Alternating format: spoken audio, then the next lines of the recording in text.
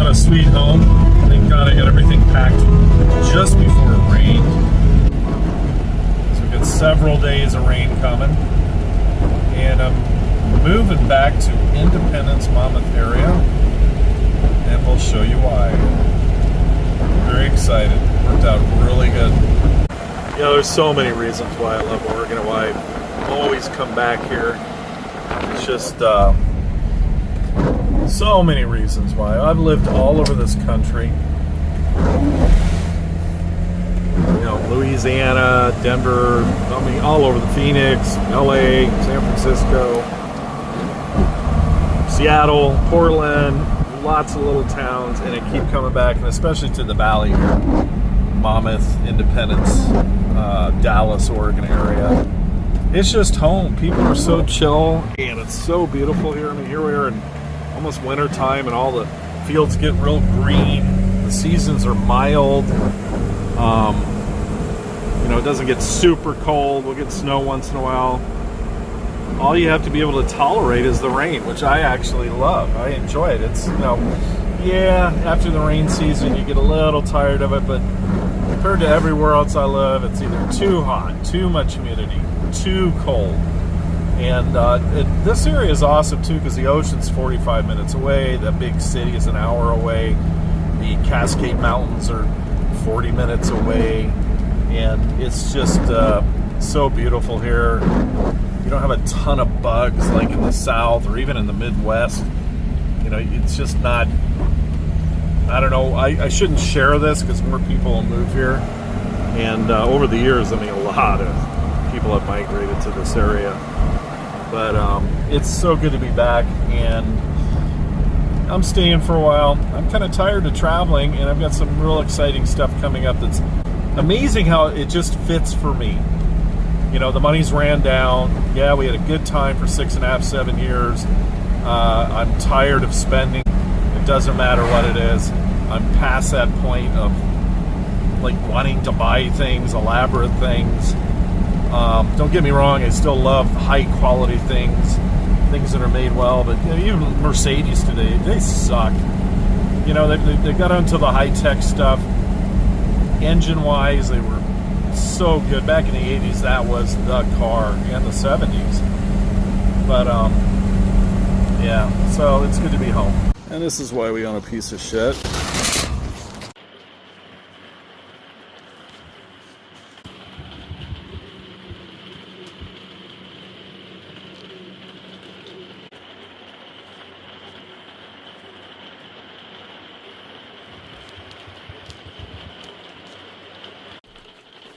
We got some blueberry crumble pie. Let's see what's going on in the shop. Got the bike tucked away.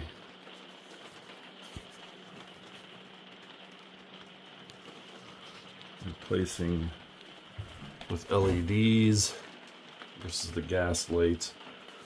Problem is I need to change the whole outlet because when I turn it off, it doesn't turn it back on, so I need to replace this whole fixture.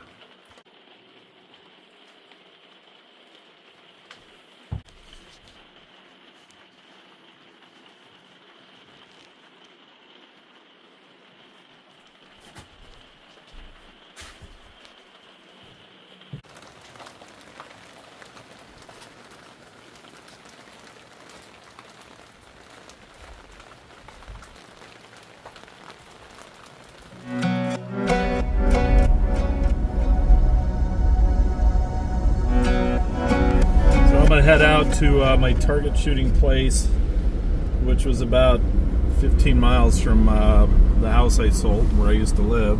I haven't been up there in a year, and it's kind of my special place. Zoom this in. Absolutely beautiful fall time here. It's just gorgeous. And hopefully you can get up there. Four-wheel drive is required. I don't have the greatest tires on right now. So we're gonna find out. Go up there, maybe do a little planking. Some pretty steep hills, poor traction tires. But then I want to get up there and tell you what's going on.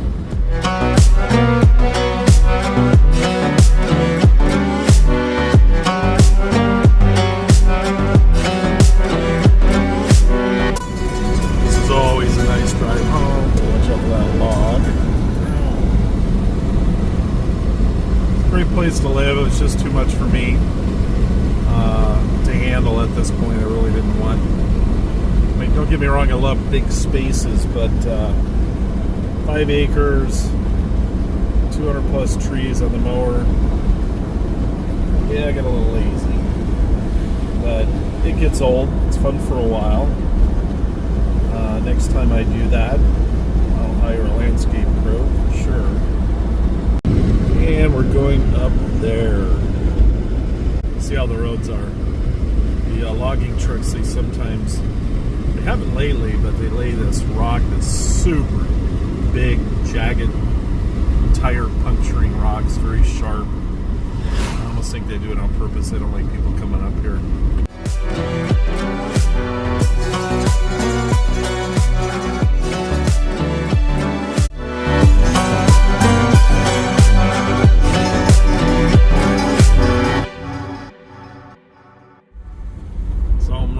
Through Falls City, Oregon. This place is very interesting. It's like always been a tough town, a drug town, meth town, alcoholic town, and it's now LBGQ, which is really strange because usually red cities like this would have a problem with it. You know, back in the 80s, they would have kicked them out. Very rough town. The last year I lived here, there was like something like 4 or 5 murders here, and it's like population of 1,000 or something like that. But yeah, it's an interesting area. It's in the very edge of the woods. From here, it's nothing but wilderness and dirt, back roads, rough roads all the way to the Oregon coast. Probably a good 1.5 to 2 hour drive. What a beautiful tree! Look at that. Oh my gosh, it's amazing. Yeah, if you look up black truffles. In past years, when an early frost hit, Justin would grab a rake and pitch in. But today, he has to focus on an even bigger threat to his supply. Something walked through here this morning. Over the last few weeks, stay back. Poachers have descended on his land. We don't know if they got a weapon. Many years, this was basically a war zone for truffles, black truffles, just out in the outskirts of Falls City here. We're talking western shootouts and everything, and I think they banned it up here. I believe one of the mills or logging companies own the property or the trees up here, so they police it. But this is one of those strange places up in the woods. You'll see some funky people up here. They may look scary, like what's that movie? The hills have eyes or something. There's good people here too, but it is a rough area for sure. All right, let's see what kind of condition we're riding in today.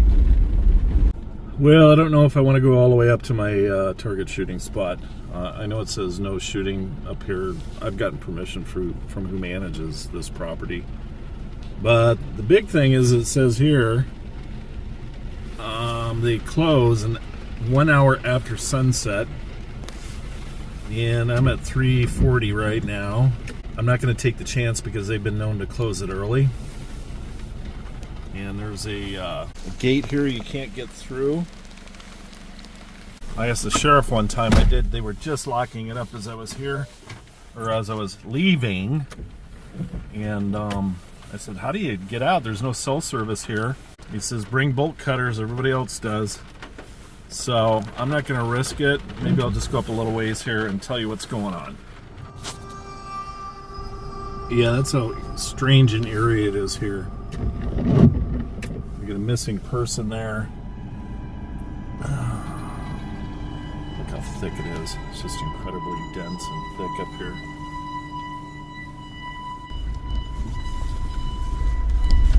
Yeah, I'm not going to risk it. It's Sunday. They've been known to close the gate really early, so I don't have my Usually I carry a box with survival gear, pretty much. Everything you need. Just got off to a late start. We'll do it another day, but I'm going to park somewhere and just tell you what's up. It's new. Welcome to episode 25, I believe. It's a Chevy Tracker. I'm impressed with a little bit I've driven on the dirt road here. It just feels good. Very smooth. For a cheap Jap/American car. It's not a car I'm into, and I probably am going to get something different here pretty soon. Something a little bit more my pace, not expensive. Here's the gate. You see, you can't get around either side of it. There's no way. And of course, it's raining. So I wanted to sit outside and tell you what's up. It's fall. That's what happens around here. We'll get some sun and then some rain and some sun for the next few days, and then everything's good. They're going up to camp.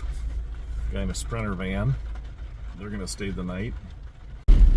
Again, the road gets worse up there, especially where I target shoot. It's pretty steep, not heavily traveled. And he has this really, really thick, sharp rock up there. Would be wise to not do it. These are just, I don't know what ply tires these are, but you really want a 10-ply tire up here.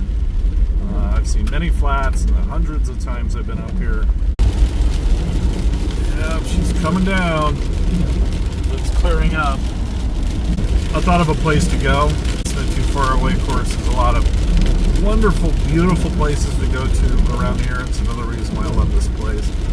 It's home. I'm sure you can see why I choose to live here. It's just, it's beautiful. You can tolerate the rain. It has that mystic charm about it here. I've moved back here probably 25 times. It's kind of a pain in the butt when the well's down low this time of year. Right. The water isn't so good. I'm fine to take a shower in, but the wife don't use it for coffee. Oh, no. So this is where I come.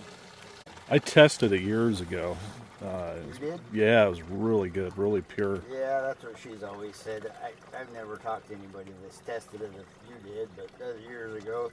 Things change, but it hasn't killed us, and we've been drinking it for about 14 years. Right. In the summer. Yeah, I wonder who put this in here. But yeah, it's been here for years. This is a local secret.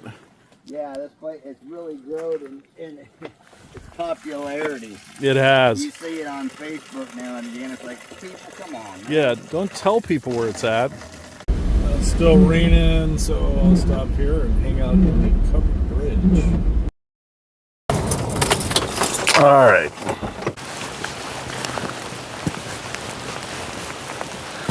Ladies and gentlemen, it is fall.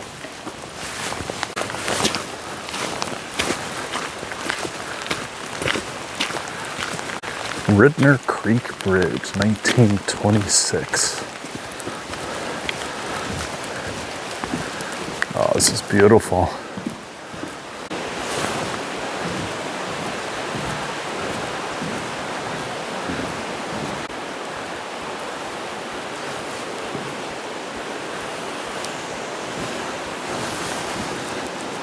All right, so let me tell you what's going on.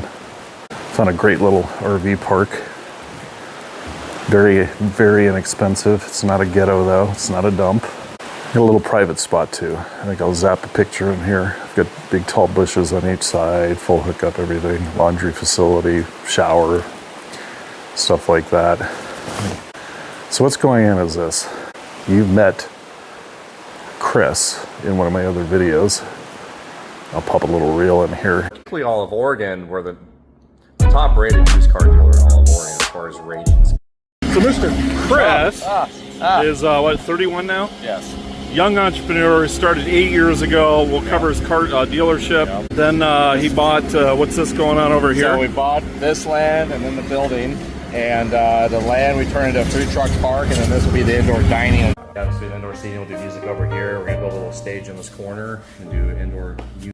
Chris and Jaden, they own a car dealership they've had for, I think, 8 years, called Synergize Auto, LLC, in Dallas, Oregon. They bought a food court downtown Dallas, Oregon.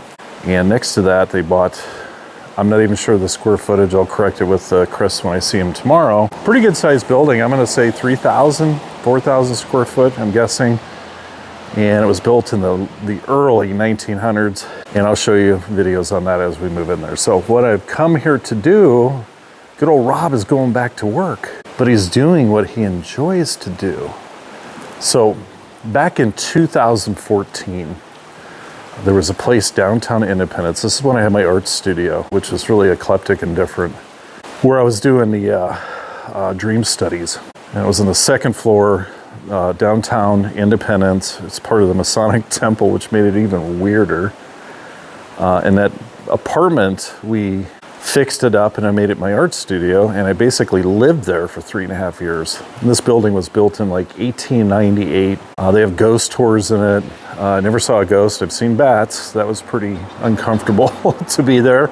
Sleeping at night, and I heard this flapping and some shadow, and yeah, I couldn't sleep there that night. But just a couple of blocks down was a place called Mechanico's, and this was in 2014. They pretty much, I think they just opened. And I haven't been to a bar or a tavern, anything like that in years. Big time recluse, studying dreams, getting deep into it, painting them, drawing them. And I walked down, and this place is like an outdoor tavern. You know, it's an old shop, gas station / mechanic shop, just on the edge of town, right on the park. I walked down there, and they just opened it pretty much. They have like 6 fire pits outside. We would have these deep conversations there, sitting around the fire pits. People would bring their guitars. I practiced my flamenco there. And we would sit up till sometimes 4 o'clock in the morning out there by the fires. We would get in these just enthralled conversations, just intense. Stuff that a lot of people want to talk about, but they're too shy to do. And I'm trying to open that avenue up for people that are ready to talk about, the word is auspicious things. When I was at Mechanico's, I got in the habit of going there, oh my God, 2-3 nights a week. Through that first year, it became so popular because we would invite people into our conversations of just deep, purposeful life questions. And that place exploded. It was so positive, the vibe, everything was just amazing. And when I was painting, I wouldn't use my name. I didn't want my face associated with my paintings or my name. And so I was known as Pando. And there's a reason behind that. A spiritual name I was given by the spiritual community was Pando Ray, which means Pando is a forest in Utah, aspen forest. It's the second largest single living organism in the world. Biggest single living organisms actually on the east of Oregon, which is a fungus, a mushroom. It's huge. But the Pando forest, the aspen forest, is the heaviest and the second largest single living organism, where it's basically one plant, but it's all connected in the ground and it's one unit. What that's been through to survive 10,000 years is, you know, it's burnt down several times and it lives again. Let me stay over here on the lighting. It would die and then they would come back to life, and it would die again, burn to the ground. It would come back to life. And this has been going on for years. Pando, also doe, a deer, a female deer, which the spiritual people say I'm falling into my more female side, which is the artistic side, you know, that stuff. So I'm definitely not alpha. That's a good thing. And ray of sunshine, light, the sun. So that was my spiritual name, was Pando Ray. They built a deck on the back of Mechanico's, and they had a fire pit in there. They put gas pits in there at this time. By the second year, we had people coming from all over the place. It didn't matter if it was snowing, raining. And basically what I was doing was being like a sage. And that's such a big word. People don't understand what a sage is. Sage is a mediator. It's not a guru. It's not somebody to sit there and listen to. But I was so deep into the dreams and lucid dreaming, just the journey of my life, my experiences in life. You know, I had some questions to bring that would start great conversations, and mediating between the different beliefs, the different ages, the different religions. is probably more needed now than ever before. So it was always a great mediator, and that's what the profession of sales would teach you, is mediation. That's basically, when you're a pro, you're listening and helping people make a decision. So the place got lit. It was growing so big that the city council in Independence, Oregon, they're known to be like the mafia. A lot of little towns are that way. The wrong people get elected and they go into these positions of a mayor and city council, and they're there to monopolize. And my friend that owned the tavern, plus some other buildings downtown, they wanted him out of there because it was getting that popular. It was right next to the park where the Independence fireworks are really well known in the state of Oregon. So they had front row seats while you sit out by the fire pit, and that was their busiest night. It was 4th of July. It was just incredible. In the second year, the city put they covered it with like a 10, 12 foot covered fence so people sitting in the lounge area couldn't see the fireworks. It was so stupid. It's one of those things, and I was telling Chris and Jaden, because I've experienced this more than once, more than just Mechanicos, that when something gets on fire, when something's really positive, there's always negative forces that want to break that up. So, this place is opening in Dallas, Oregon. I'm not going to say the name yet. I'm not going to tell you when it's opening, but I'm here to put it together, help them put it together, help them run it. I don't know what my title is or even if I need one, but I'm really excited because this is what I'm good at, and I think I'm ready to come out of recluse. I'll be pouring beer and wine. That's all they have there. The food's from the food court. But the whole mission of this place is to make it really eclectic, really cool. Someplace where you want to be sitting comfortably and have great conversations, a great company. It's not going to be a get drunk bar, anything like that. So I go back to work, and just through how life works for me, it's amazing how the timing worked out for them, worked out for me, and we'll see what happens. The plan is to grow it big and maybe spread it out through the West in different locations. And maybe we'll create something. There'll be a comedy show there. We're gonna have Rodney Norman there, who's a friend of mine, who a lot of you know maybe. Here he is here. X is the spot. X is the spot. So, Rodney.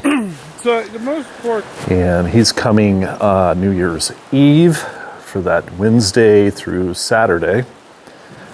There'll be music, creative ideas, and they're going to set up a little area in the back for me to set up my easels and paint and continue the dream drawings. I'm going to get back into it. I think I'm ready for it. It gets very intense to study dreams, and then you get into lucid dreaming, and it takes you to a whole different level. I'll end with this. I had something happen to me. This scared me, but it's so beautiful and it's so wonderful when it happens. I got to switch hands. So after years of lucid dreaming, and if you know what lucid dreaming is you're in a dream, you know you're asleep, and you can control what happens in there. Well, they are using lucid dreaming for people with PTSD, old veterans, to help them lucid dream, to see that what you're seeing is just a dream, so you're not terrified of it anymore. Because if you're in a dream and you know you're dreaming, then you can sit there basically and just eat popcorn and watch the show. And you can change it, like, nah, I don't want these soldiers to attack us anymore. We're gonna turn them into dust. Poof. There's all sorts of stuff you can do when you learn how to lucid dream, which everybody can learn how to. I could teach people how to. It's not that hard, it just takes practice. I was in a dream. I know I'm dreaming. I'm checking stuff out. It's not a really purposeful dream, just some stuff going on. And while I was in the dream, I was daydreaming of what I want to do in this dream. Literally saw, like, if you know how to daydream, a lot of people do, believe it or not, there's a lot of people that don't know how to daydream. You can actually visually see it when you win a lottery ticket. You can see getting the money and going and buying and doing what you want to do. So I was in a dream, asleep, and I started daydreaming, and then I went, wait a minute. I'm asleep in a dream, and there's another layer where I'm daydreaming. And I woke up from the daydreaming, and I woke up from the dream, and I was laying in bed going, oh my gosh, what the heck? How deep can this go? It was unbelievable. 3.5 years of intensive study on dreams. I did it for 7, but the last 3.5 years I was commissioned pretty much to do it. Not pretty much, I was. And so I was dedicated to make a bunch of paintings and drawings and really, study this dream thing. I stopped doing it in 2017 because it was really messing with my head. And how I explain it to people is if you're ever looking up the clouds, big cumulus clouds like I've had today, you can see it turn into an elephant. You can see another cloud over there, looks like a person. All of a sudden the elephant turns into an owl, you know. Well, when you're studying dreams and committed to art in that depth, I was seeing stuff just walking every day, just everyday life. You know, I'd look at the trees and I'd see like right now. Let's see what we see in this tree. I'm not so quick to do it. I was doing it everywhere. Well, it's beautiful, if anything. I think you get the point. And it was getting very hard to concentrate. I felt like I was losing my mind, and to a certain degree I was. People ask me, have you ever done ayahuasca or acid or any kind of hallucinogenic mushrooms? I'm like, no. It'd probably normalize me. You don't need drugs to do this. At least I don't.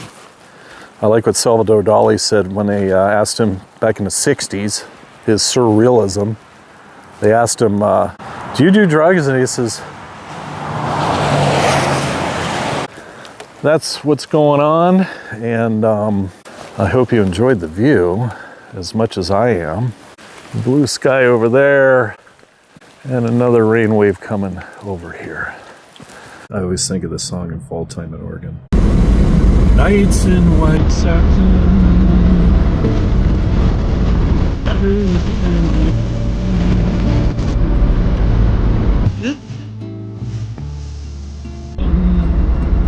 Never being into sun.